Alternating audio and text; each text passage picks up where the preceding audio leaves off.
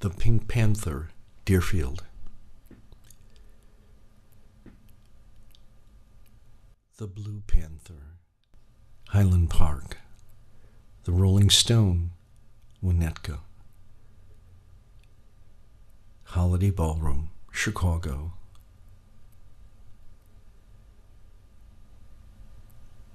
The Cheetah, Chicago. The Electric Theater, Chicago. These are the early clubs. It was 1963, and the 60s were a very interesting times. Lots of things happened. One of them was a revolution in music. Everybody wanted to play in a band, and I didn't own any musical equipment. A friend of mine did, and he played in one of the first bands that we had in the area. And he was a guitar player, but he was like the third best guitar player. So they made him the bass player. So he went out and bought a bass and an amp and had to satisfy himself with playing bass, which he never really liked. He was a good buddy. We went through grade school together and half of high school. And I think I was a junior now. I was 16 years old. Well, I went over his house one day, and from time to time he would take his bass and he would show me how to play it. And I was kind of amazed at the fact that what he showed me I could do. Now, the songs were relatively simple. When you were playing Louie Louie and things like that, it didn't take a whole lot of skill to play these things. But yeah, he gave me an understanding of the neck and the notes on it and a little perspective of playing bass, but not as much as he knew, which wasn't a heck of a lot. So, turns out one day he tells me that his dad has been transferred to California, and this is his big chance. And he wanted to sell his bass rig. And when he got to California, then he could gear up in guitar stuff and get in a guitar band. And I thought, well, this would be kind of a neat opportunity. Well, he had a used 1962 Fender Jazz bass. It was in pretty good shape. And he had a relatively new basement amplifier. He paid $600 for all of it, like $2 for the bass and $4 for the amp or something like that. And he was going to sell it to me for $300. I had a job and I had money, and I thought, I'd really like this. This sounds like lots of fun. Plus, I enjoyed playing the darn thing. So I bought it. Now I'm geared up. I'm exactly what the world needs. A kid with a professional bass guitar and amplifier, no clue on how to play it. It's absolutely perfect. But I would listen to records, and I could pick off what the notes were in the record because the songs were pretty easy, and play them. Complex songs that had like bass runs were taking me a while to kind of figure that stuff out. Blues songs. It's somebody, Chuck Berry stuff, all was basically blues, and it had the blues progression in it. And I got to the point where I could play it, and, after a while, it became kind of easy. So, my pals decided, like all pals, decided back then they were going to have a band. So we wound up with 4 guitar players, a drummer, and myself. And we started practicing at the drummer's house. And it didn't take very long to figure out that 2 of the kids were advanced. They'd been taking guitar lessons for a year or so, and they could play songs. And 2 of the kids kind of couldn't do that. So they were readily dismissed. Sorry, you're not good enough to play with us guys who have no clue of what we're doing. So now we're down to 4. The bass player being me, the drummer, the lead guitarist, and the rhythm guitarist. Then we came into a critical situation that the songs had to be sung, which meant someone had to sing. So only 2 of us could carry a tune in a bucket, and that was the lead player and myself. So we shared those duties, and I actually sang more than the lead player. So that'll tell you kind of what we were like. But it was fun. We'd go over, after school and things like that, or whenever, and we'd play. And we got to the point where we had about 10 songs. 10 songs was like a set of music back then. Songs ran 3.5, 4 minutes. So we had 10 songs. You get basically 45 minutes out of it, and that would be a set. You needed 3 sets to really play anywhere. Now, places to play were like school dances. They had those. Sometimes clubs had things, and cities had things, and there was always music going around somewhere. And in the summer there was more of it naturally, and there were more and more bands. So they sort of separated. There were the good bands that could actually play somewhere. The better bands, who were better than the good bands, usually had more experience. Then there were the great bands, and there weren't many of those. Maybe a couple. It's all controlled by the guy who ran the music store in Highland Park. And as the explosion came with everybody, the kids going out and buying guitars and amplifiers and things like that, he moved to the Crossroads Shopping Center on Skokie Boulevard, and he built this place called the Holiday Concert Shop. And he gave lessons to the kids, he sold them their equipment, and then he did all the booking. So if you wanted a band of kids to play for an event, you called him, and he took care of it. He was a smart guy. He kind of figured all this out, that he could make a nickel on everybody if he really tried. And he did. In the meantime, we're practicing these things. Now, our drummer's dad was an influential guy. He was a dentist and just the nicest guy. He came from a great family. And so was the son. My buddy was really, really a good guy. And he was an okay drummer. He'd been taking lessons for a couple of years, and he was pretty good. I, of course, had been taking no lessons and playing by myself for a month. But together, we could kind of play. We could hold down a rhythm section. And the guitar players would kind of play along with that. And one of us would sing, and out would come a song. We would be categorized after a while, we were categorized in the good. But in other words, just good enough, to get a job somewhere. So if the other bands were busy, that we would get a gig. Then our influential drummer's dad, who was a big time guy in the Presbyterian Church, he was a big town dentist. Everybody on earth went to him, and including me. And he was also the president of the Chamber of Commerce, which does you lots of good when you have like the city who wants to hire bands to come out and play. So things were coming together. So we got to the point where we had like 3 hours worth of music. We had 3 sets, 3 45-minute chunks. It wasn't terrible. It was okay. I got to the point where I could play progressions, and the drummer could do nice shuffle. He took lessons from this guy. He was a good drummer. He taught him how to do a good shuffle, which helps a lot when you're playing rock and roll. Straight rock, yeah, we could do it. The guitar players got better because they were playing more, and we didn't pick out anything really tough to do. And there was the British influence at the time. So we weren't doing a lot of American music. We were doing mostly British stuff that came in, along with the standard Chuck Berry tunes you had to do. You had to do Johnny B. Good, Roll Over Beethoven, blah, blah, blah. We had to do, the Kingsman, Louie Louie, and all the old songs, those kind of things. But they were easy and fun. And then we got good enough we could start doing some of this English stuff. And some of it was a little bit more intricate. If you can get into some of those early English groups, and these cats were... They were jazz guys. They were playing rock and roll, and every now and then they'd put in major sevenths and things like that we had never heard of.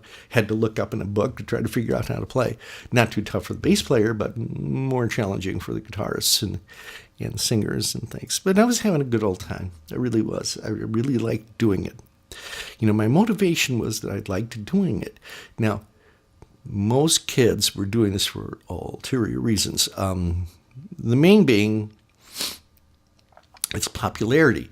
It's the new sports. You could walk around with a Letterman sweater, and the cheerleaders want to go out with the captain of the football team, that thing. Well, this was changing. Society was changing, and the captain of the football team was looking less attractive, and the lead player for the good groups, he that was hot stuff. So you have the society changing as a whole right before your very eyes with this terrible music coming in from some, across the sea thing. At that time, there were people around, of course, as there always are, and there were some gentlemen who were pretty smart. And they figured out they were going to open up teenage nightclubs. Teenage nightclubs worked this way. They were always associated, or they started off being associated with schools. So if you went to Highland Park, you went to, there was an associated teenage nightclub for you. If you went to New Trier, there was an associated. There we went to Evanston, there was an associated, blah, blah, blah, blah, blah. As you grew farther west, there were less schools, so you could have some intermingling, but it wasn't so much of that. There were a couple clubs that were way west, and because they had fewer groups, they would use groups from the North Shore. These guys made a lot of money. Kids would come in, and they charged, you had to be a member. So you had to show your school ID or whatever you showed, and you got the card, and then to get in, you had to have your card, and you'd give them $1, I think it was, to get in. And these, they probably ran 400 to 500 kids through a performance, through a night, because kids would come and they'd stay an hour and go, and new kids would come and back and forth. The guys who did this were always connected somehow with the city, city engineers and municipal engineers, that kind of thing. And they had connections. They would rent like a hall, VFW halls, American Legion halls, Moose clubs, Lion clubs, that kind of stuff, that were big enough that used a lot for weddings. And sometimes the bigger the better. They ranged from 200 kids to 700 kids. And the bigger clubs, they had a lot of turn through, and depended on school. Highland Park was kind of unique because Deerfield High School was very, very new. The reason they didn't mix schools, if you were Highland Park, you weren't going to New Trier, because they would always have these fights. You'd have the natural, contention between kids and things like that, like you would with football games and whatever. They always worried about that, so they kept it segregated. Easy enough. So they started off, the first club was the Pink Panther in Deerfield. Then the Rolling Stones started. Then the Blue Panther was in Highland Park. Well, the Pink Panther, everybody went to. Highland Park and Deerfield went to that, and thusly, the Blue Panther, everybody from Highland Park or Deerfield could go to. Made a bigger, still wasn't, even the two schools together wasn't as big as New Trier, but it made it easier. It gave you more places to go. The Rolling Stone was next in Winnetka, and that was big. That would hold like 700 kids. It was an old car dealership, and they had gutted everything out, and they had the area that they used to service the cars and the showroom, and it basically was empty. And they used this for basically just being the club. It was an abandoned building almost, and they redid it, and it turned out to be really cool. So you had to rent a place to have it. Probably cost about $50. They had to have security. Probably cost another $25. I mean, I didn't have a cop there. Security was really important because you'd have kids that could try to get in drunk and stupid things like that. And then they charge $1 for the kid to get in, and if you wanted like a candy bar or a soda or something, they sold stuff like that they made a lot of money on. Had no spoilage, so it was a real good idea. So these guys were probably pulling in a couple $100 a night. They're putting out $100 or whatever. They paid the bands $100. So we were 4 guys, and we got paid $25, for 3 45-minute sets. They were pretty good on that. At the time, the average wage, right, most people were making $80 a week. Not in Highland Park, affluent Highland Park, $80 a week getting you anything. Little bit more, probably maybe. My old man made $350 a week, which was a lot more than 80, and he had me, absolutely convinced I was incredibly poor. But when the kids around you, their dads are making thousands of dollars a week, yeah, you kind of feel that way. Nonsense. We were all spoiled and coddled and had everything on earth that we wanted. We just didn't know it because we didn't have much experience in the world. It was interesting times. So, we get our first gig, and we get it at the Presbyterian Church. They're having some function. And thanks to our inside guy, bang, we get this thing. And, everybody dressed up in suits, and we played this kind of easy music, and we finished, and everybody politely applauded, and all the parents would come by and tell us how much they enjoyed, and the other kids would, if they were trying to do their own bands, would be a little jealous because they weren't playing. But it got us enough experience doing little things like that pretty much we were ready for the big time, which would be the Pink Panther. If you made it there, you hit the good category. Not the better or the great, but the good category. And once you did that, then you were booked a lot. You were booked fairly often because you had a number of places these cats had lined up. You were doing a private show. You were doing one of the teenage nightclubs. You were playing at a school. Whatever they could, hustle up, they did. And that's what we did. So we played probably 3 times a month. Let's say there's how many opportunities? Let's say there's 8 opportunities in a month to play. We were playing 3 of them, which was a lot, so that was sort of cool. And it gave us more direction to get better and better and try harder. And the more you played, it was kind of amazing. The more confidence you had, the more difficult songs you're trying to do, you got better if you were any good at all. So we were getting better, but there's always limitations to things, and one thing leads to another. The one thing about these groups, they were kind of incestuous. Okay. Yeah.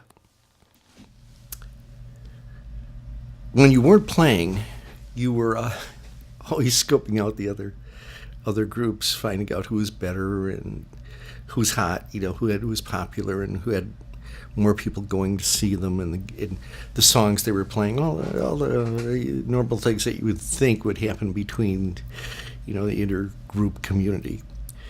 And you knew who was better, and you knew who was great, and you knew who was good. But within those groups, there were the individuals. Since I was not a guitar player, I had actually an advantage, and I'll tell you what it was.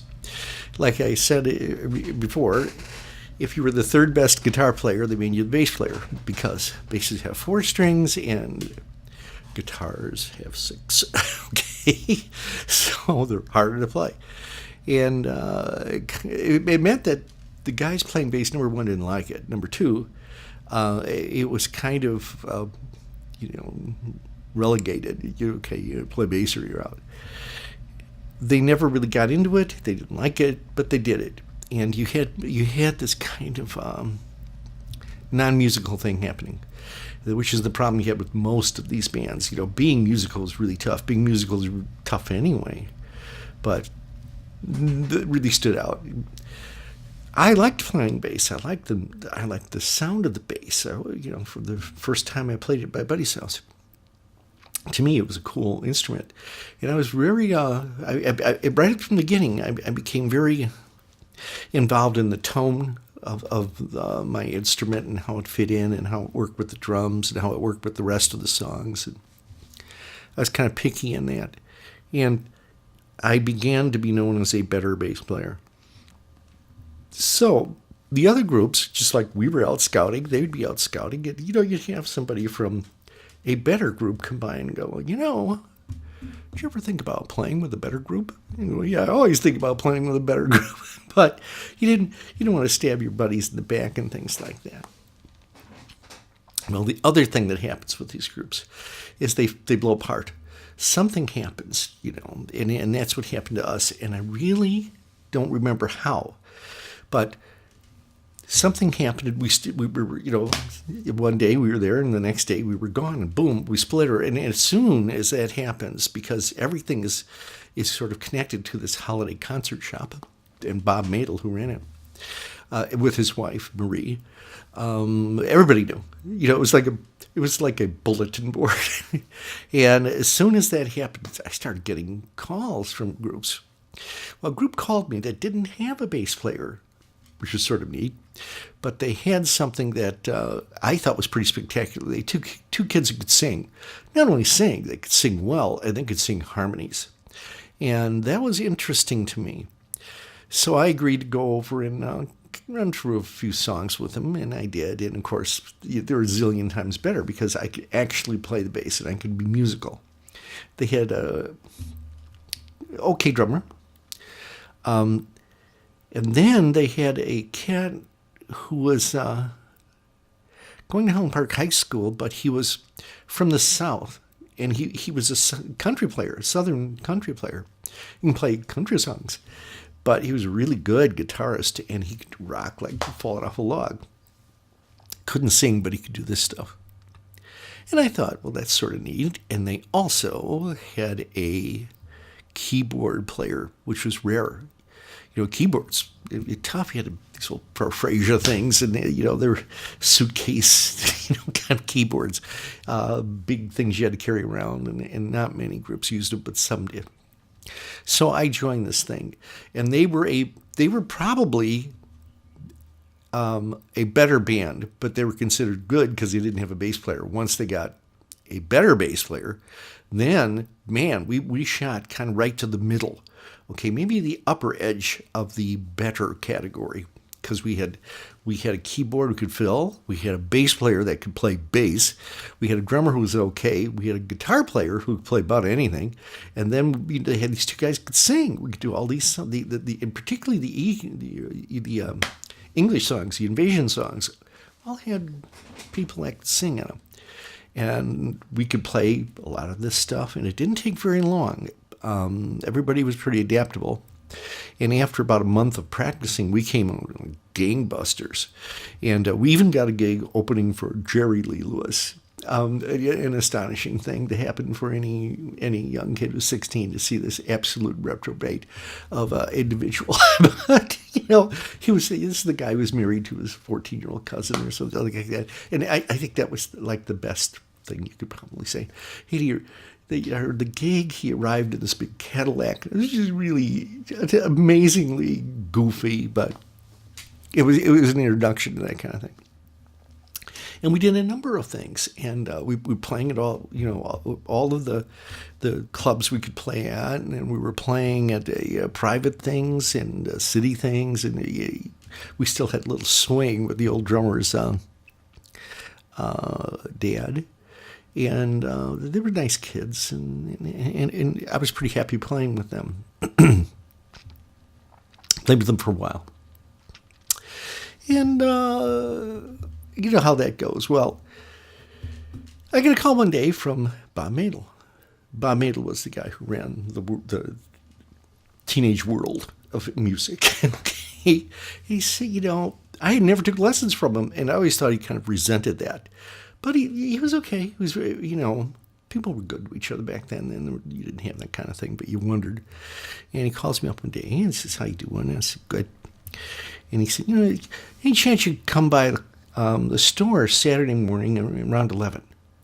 And I said, yeah, sure.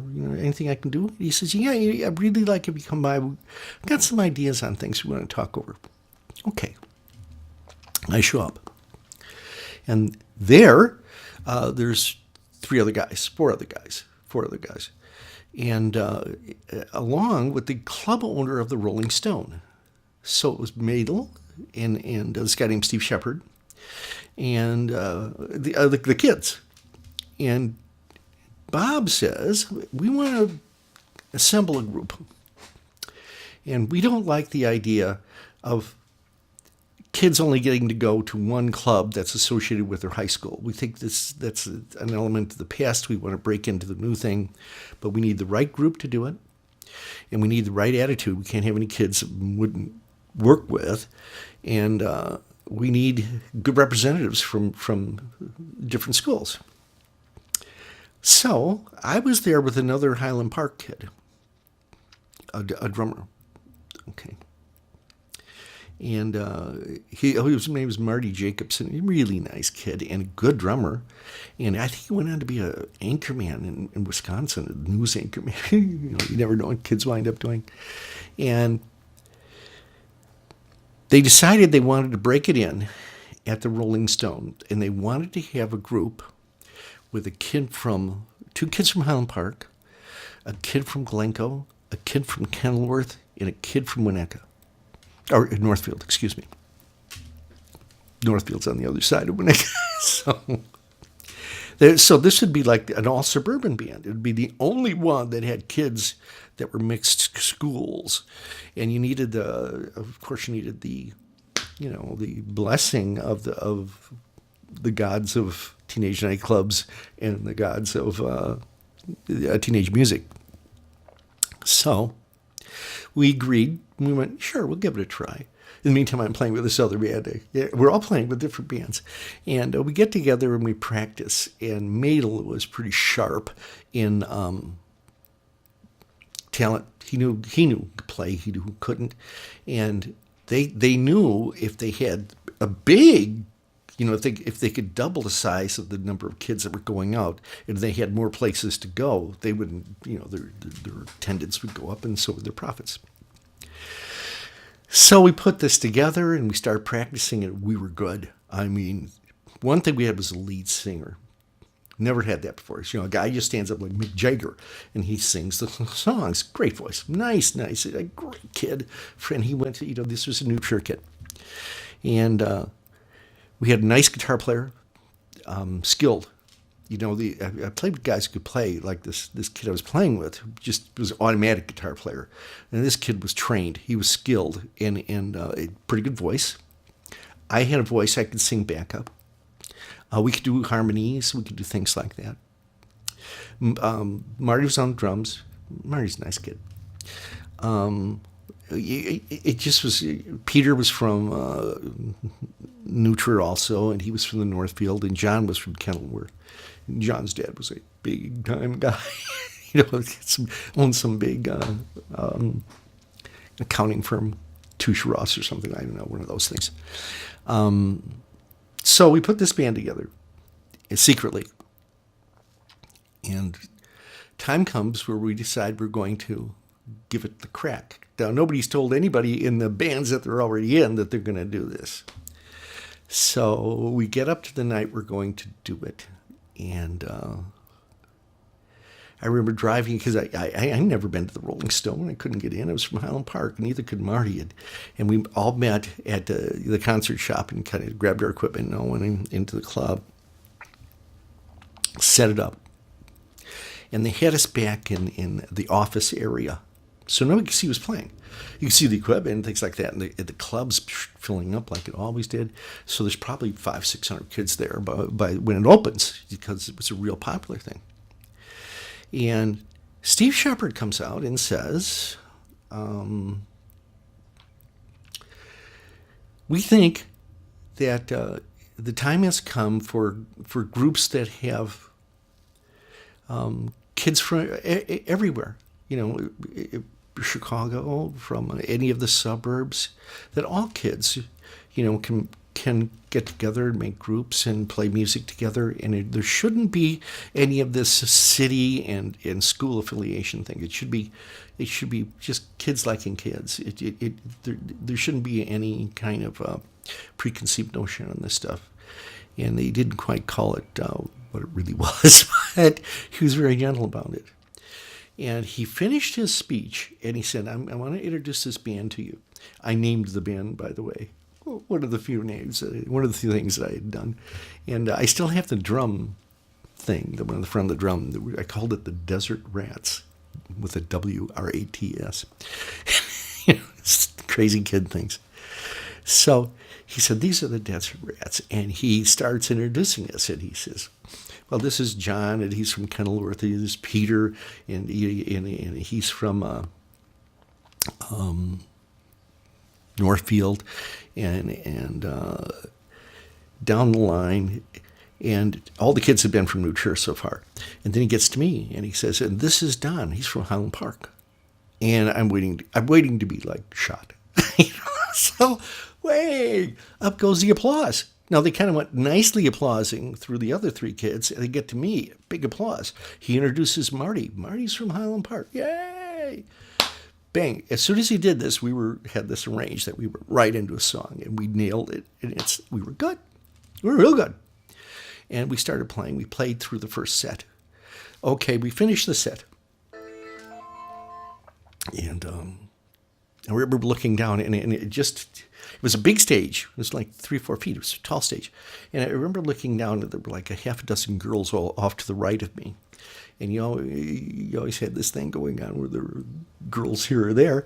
And I'm thinking, yeah, this is what I need. I need to go into a club where everybody probably hates me and didn't want to say so.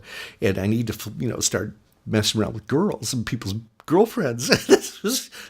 Wait a minute, get me out of this. So I stay on stage where, we go down to take a break, and I'm kind of hanging around. It's kind of, so is Marty. And I decided I better go down. So I go down, and bang, I run right into these girls. And they say, oh, gee, it's nice you could be here, and you sound great, and this group is really interesting, and boy, we really think this is a good idea, blah, blah, blah, blah, blah, that everybody gets along. Because remember, this is the 60s now. We're in peace and love, right? And I'm saying, well, thank you. I'm being incredibly cordial. Thank you very much. I always wanted to come here. I said, my mom and my grandmother lived over on Ash, and she was a New Trier kid, and I spent a lot of time in Winnetka, blah, blah, blah, blah, blah. And I said, I'm practically, in the family. And they're going, oh, yeah. Well, you start to realize the interplay that you have with the whole North Shore. There were a lot of things like that. And I look over on the other side, and I'm trying to figure out what's going on, and it finally gets back up. So we go up, we play another set. This one was hot. We kept our best songs for the second set. We knocked everybody out, and the place was packed. And I'm looking over, there's still the girls sitting over here, and I'm, oh, God, I thought I got out of that. So Mike, who's the lead singer, cool guy, nice kid. He kind of figures out what's going on, and he grabs me and he says, come with me. So we go down, we go back down. Now I'm standing in the middle of the same girls only. Mike's with me. So I have my ambassador, and Mike starts to introduce me to all the guys, all his buddies. And he said, oh, this is our bass player, Don. He comes from Highland Park. He's a great kid, blah, blah, blah, blah. And that starts happening. And they kind of planned this. And Peter was off on another side with Marty doing the same thing, introducing him to everybody. Oh, this is this. Now you have some interpersonal play. And I'm thinking, this is really kind of cool. It's really kind of comfortable. So back up we go. We play the last set. Everything's just peachy. And I played in that group for a while. And it was really good. And I liked it. I liked being part of that first thing. I thought it was good. And from then on, if you were in their network, if you went to any of their teenage nightclubs, it didn't matter what school you were from. Now, what they did was hired more security, so you didn't have just one cop there. But now everything was filled all the time. You had lots and lots of kids going through all of this stuff, and it was just really, really a lot of fun. So here I am. Now I'm playing I've moved up to the almost the great.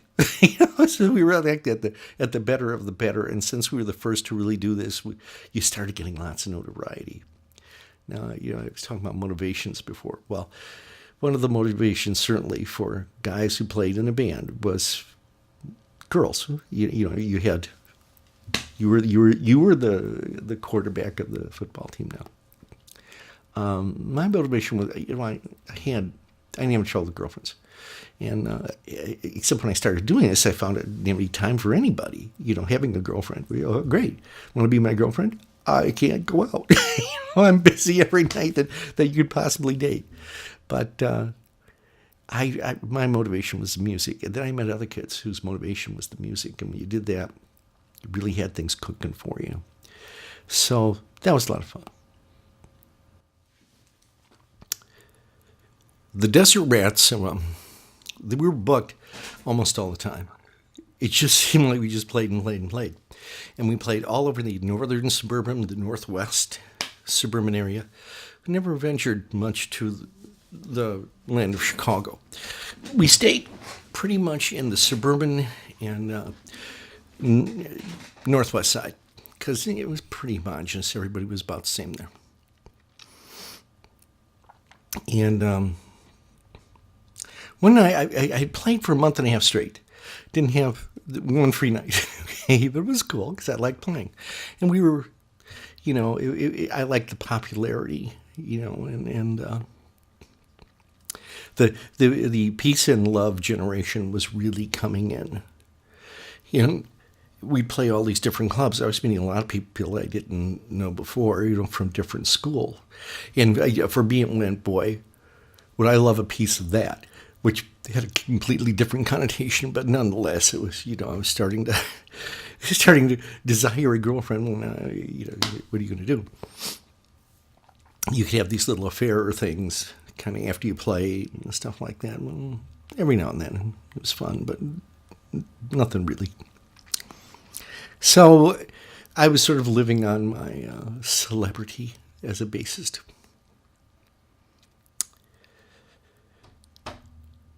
I sat down at the dinner table. It was Saturday night. I was having dinner with my family. And what do you do on a night you have free? You've been playing like 6 weeks in a row. Well, of course, you go to, the club of your desire, or maybe a few, and see what's going on. Check out the competition, do that stuff. Be recognized. Always important to be recognized, no matter where you were. And it was fine. So the phone rings. We were just finishing up dinner. And my mom answers the phone and says, "Oh, hi, John, how are you, blah, blah, blah." And he gives me the phone. And I had a buddy named John, lived literally around the corner. He went up a block and around the corner, and there he was. And he was the lead guitarist for a pretty big Chicago group called Nanny and the Decades. Now, we'd gotten past the obstacle of school fighting school and things like that, but there was a big definition of the preppy, suburban people and suburban kids to the greasy Chicago kids. And it was huge, but since I didn't, go around there much, I wasn't involved in much of it. And John says to me, "Is there any chance that, you're free tonight?" And I said, "Yeah." I said, "Amazingly, it's my first night off in 6 weeks." He said, "Oh, God." He goes, "I got to ask a favor for you, of you." He said, "Our bass player just got very, very sick, and he can't make the gig. We got a gig at the Holiday Ballroom. And we've been waiting to get in there because it was one of the better spots in Chicago, if you could believe it from the way it looked." And the ballroom had been around since like the 20s. It was a little more like a tavern from the front, but it was real long, and it was big, a lot of people. And I said, "Well, yeah, I'm free." And he said, "I know that most of the music we play." And he said, "We really are hard up. And we really don't want to cancel the gig because God knows if we'll ever get another shot." And I said, "You guys are really good. You'll get a shot." And he said, "No, these people who own this thing are a little picky. And, if you blow them off at the last minute, you lose a lot of money. You had to call up a backup band and whatever." So I said, "Okay, tell you what, I'll do it." So I tell my mom and dad, I said, "I'm going to play with John tonight, and he plays in the city." And at the time, through all of this, there was an 11:30 curfew on weekends.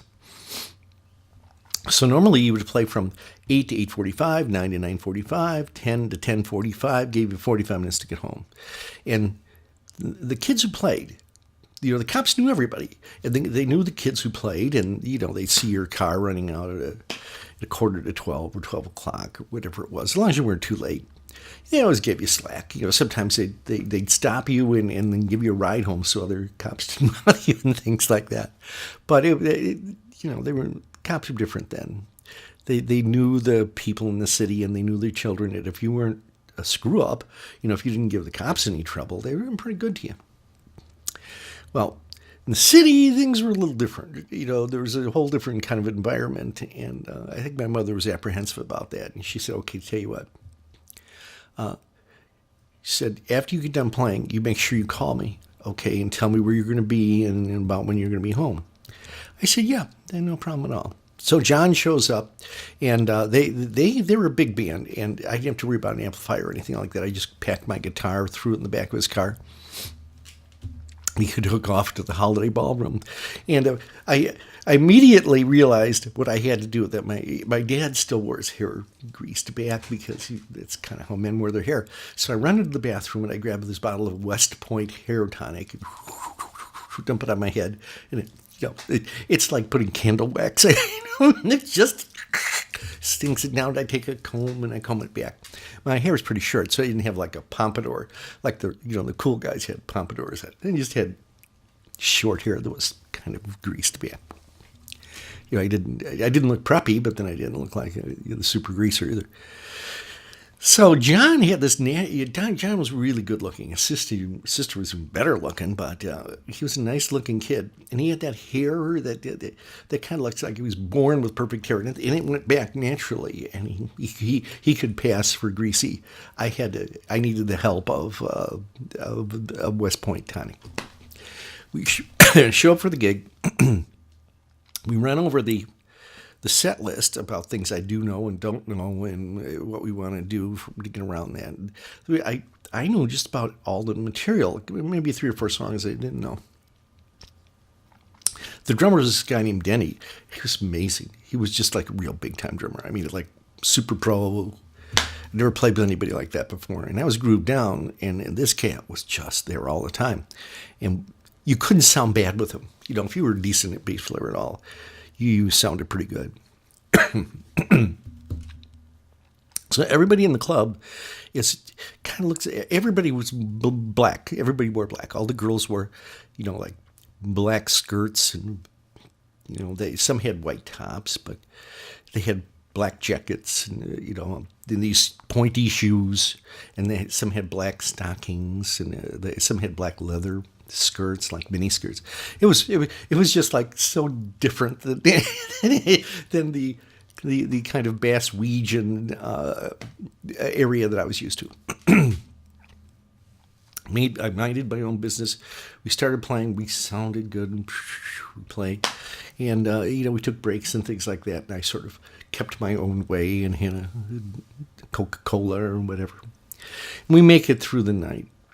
One of the interesting things was John says to me, just right as we started, he goes, now remember, if there's a fight, don't stop playing. Oh, yeah, sure. If there's a fight, I'll just keep playing through it. He says, yeah, it's very important you don't stop. He said, you'll see if someone breaks out. Sure enough, in the second set, kind of right at the beginning of it, a guy comes hard charging from the front, which is where he came in. And there was a couple dancing right in front of me, and this guy came in, and he grabs the guy dancing with the girl, and he cold cocks him. Bang! The guy goes laid out. In literally 5 seconds, there are 3 guys who are the bouncers, and they grab this kid, and there were side doors, and they literally take him head first. You had a guy on each arm and a guy on his feet, and they drive him right through the door. Whoa, they killed it. But I didn't stop playing. I kept playing. It was nutty. So we finish up. And we finished up right around curfew, maybe 20 after 11 or something like that. And people start to weed out, and we're in the back. I'm packing up my bass, and John's packing up his guitar, and then he comes in. He's got a wad of money in his hand. And he comes up to me and he gives me $50. So I figure it's for me and John. And I start to separate. He goes, what are you doing? I said, it's for me and John, isn't it? He said, well, John gets his own. I said, you get $50? I said, how much do you get for playing here? He said, oh, it's $200 a night. Thinking, double? They get double for doing this? It's just sort of amazing. Oh, well, great. Thank you very much.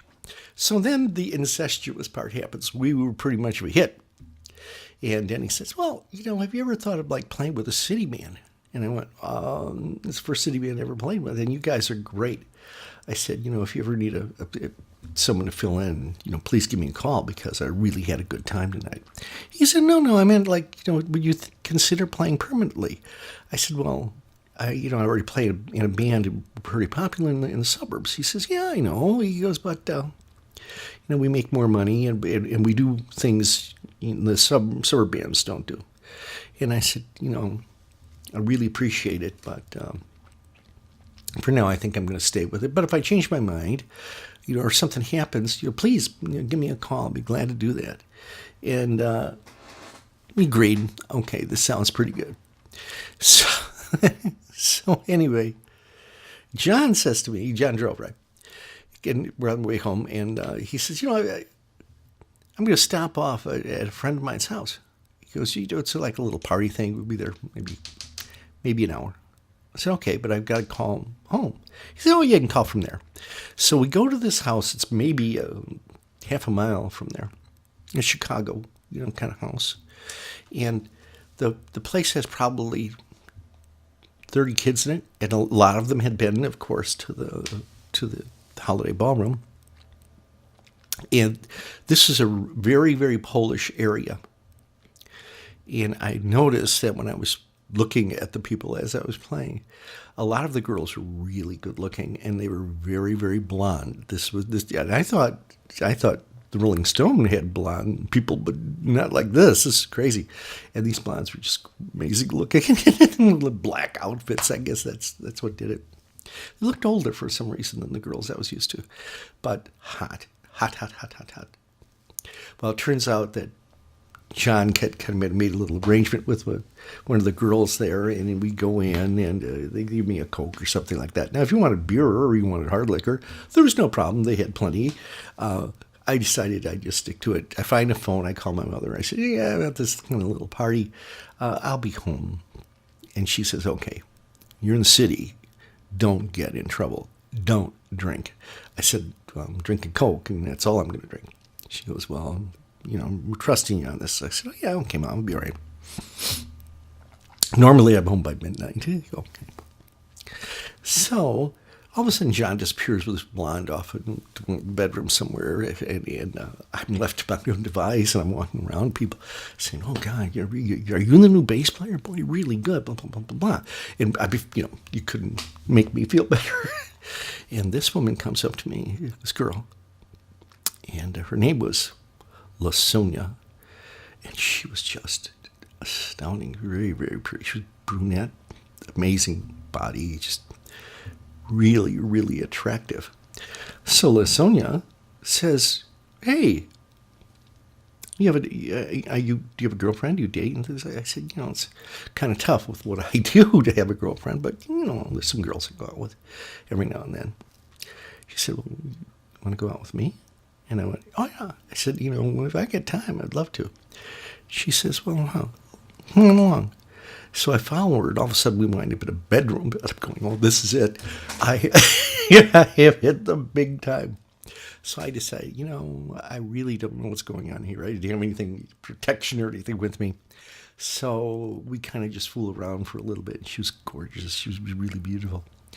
And I got her name and her number, and I managed actually to go out with her a couple times, but it was sort of cool. She lived on California, which was an interesting place. But it was an amazing evening. I got home about 2:15, and my mother's still awake, wondering if I was going to make it. And the holiday ballroom was interesting. I only played there once in my life, and I decided maybe I'm better off in these suburban areas. So I stayed there, and that's where I continued to play with my Desert Ramp band, and everything was fine. But then it was the 60s. Things really started to change. So the rhythm guitarist, Peter, and I, we had different desires than the other guys. And what we wanted to do was to write our own music. So we kind of took a break from playing, and we sat down and we worked together, and we wrote about 40 songs, All original material, all interesting. It's kind of avant-garde, and it wasn't standard rock, but a little bit, some blues-based stuff and things like that. But very interesting things. And we were loaded up with this stuff. Now, we could still go out and play. There was no big deal. We knew the old stuff, but this whole genre of music was being created by Peter and myself. And then we had the chance to use it. That was the Cheetah Club. The Cheetah was the first big club in Chicago that offered a rock menu. It was the original Aragon Ballroom. And a guy from New York named Buddy Fox, who was the manager of the Love and Spoonful, as a matter of fact, he was running the club. And word had gotten out that Peter and I we had original material, and he was looking for groups with original material. So we went down and we got some guys, we put a group together, and we did the material. And Buddy loved it. He just loved it. And he hired us, and we were going to open and play with the Byrds for 5 days, I think it was. Big time. This is it. When you're playing here, you're being booked by William Morris. You're in the Union. You're playing an A-class room. You're at the top of the heap. I mean, you're as professional can be. And that was really the jumping point, from going from the teenage thing into the real thing. Playing with big names and that sort of thing. And that's what triggered it all off. So we'll have to spend a little time on that.